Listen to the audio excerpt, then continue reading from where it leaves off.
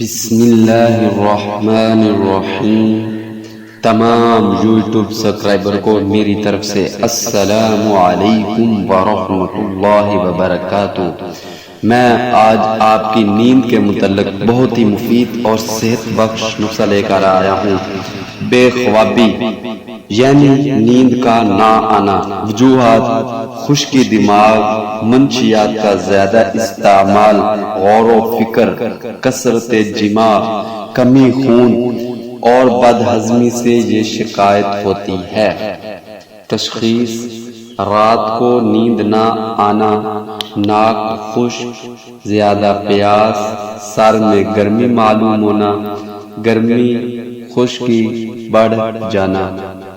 علاج: روغن گل یا روغن بادام کی سر پر مالش کرے اور کانوں میں بھی ڈالیں اور ٹھنڈے شربت کا استعمال کروائیں۔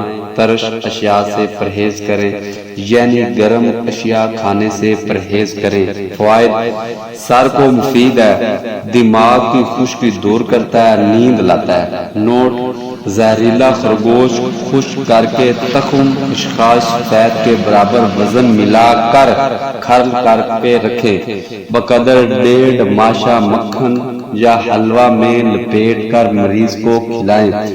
کمی پیشی بھی کر سکتے ہیں۔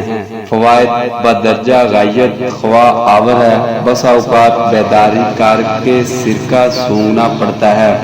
درد سر اور بے خوابی کے لیے مفید الاثر اکثیر یہ نسخہ آپ کے لیے ہے۔ جن کو نیند نہیں آتی، ٹینشن، نزلہ زکام، زیادہ پیاس کا لگنا، سر میں گرمی کا معلوم ہونا، گرم اشیاء کھانے سے یہ تمام چیزیں ہوتی ہیں۔